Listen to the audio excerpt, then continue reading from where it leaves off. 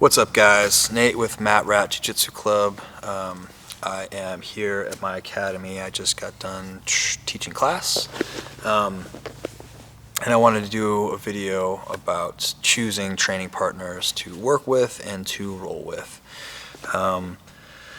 First, I'm hoping that the academy that you're at really tries to pair people together that are around equal skill level and around equal size and weight. But we all know if we've been training long enough, sometimes if we're in a class that is a little bit smaller, sometimes we don't have the options to work with people who are of our same size, our same weights, our same skill, or even sometimes our same gender.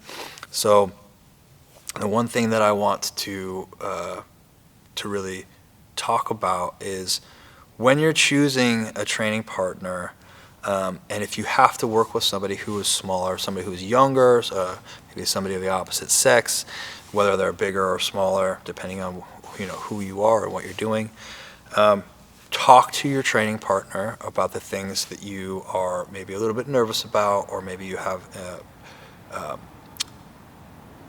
some concerns about. If you are a woman, a smaller woman, and you get paired to train with a man, I would let them know, like, hey, I'm really not comfortable with a lot of pressure on me, or I want to work from this scenario or that scenario.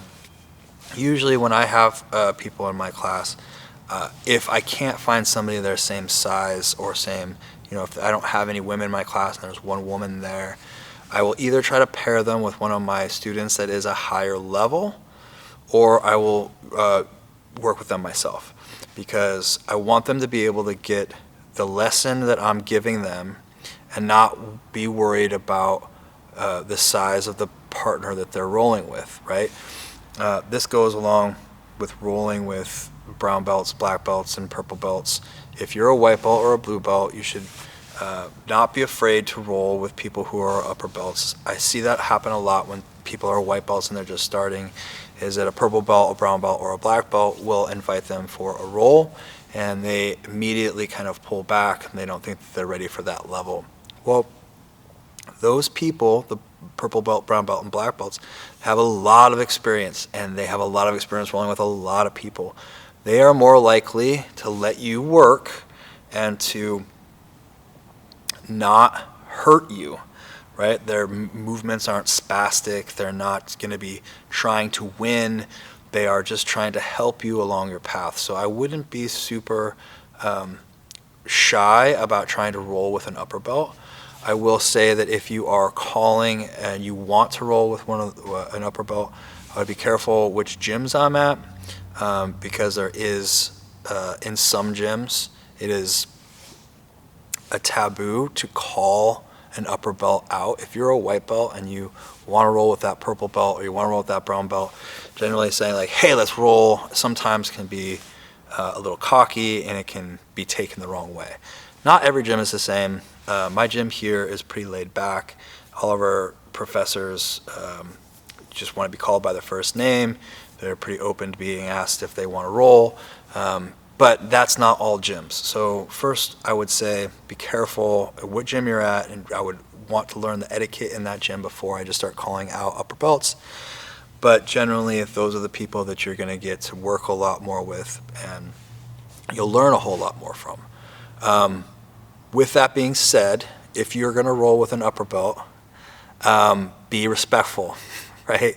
You shouldn't be trying to go at them full force, all out. If you do that, you're probably not going to like the result. So be respectful and be curious without being over aggressive.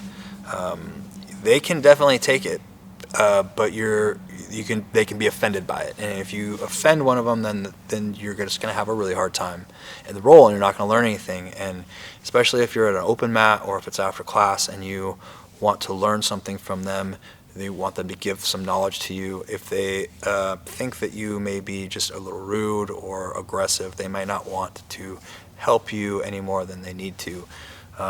Again, it depends on your school. So just keep that in mind when you are trying to roll with an upper belt. But when you're trying to roll with somebody who is smaller or larger than you, depending on the situation,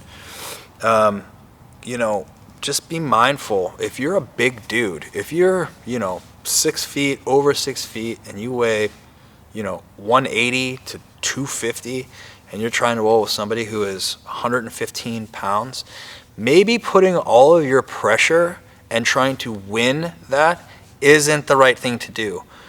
Maybe trying to work with not using any muscle and just trying to use technique.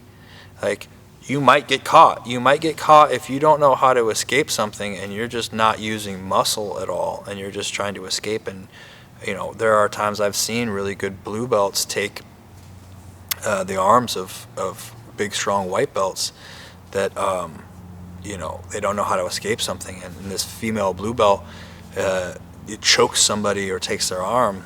That can happen. Somebody with a lot more skill than you can choke you. No matter how big or strong you think you are, any neck can be choked. Just about. It's very rare when somebody has a neck so big and so thick that it's almost impossible to choke them.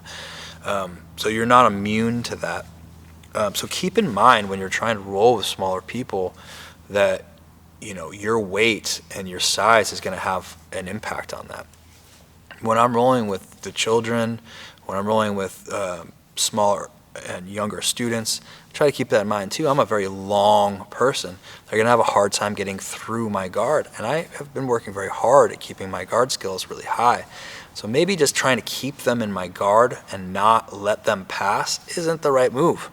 Maybe giving them a little bit of danger to get out of, and maybe giving them some problems to work through, but then letting them pass and let them work on their side control, let them work on their passing to mount, let them work on some finishing skills from one of those positions, and then help them understand what it is that they're doing wrong especially if you're working with somebody a lot younger than you.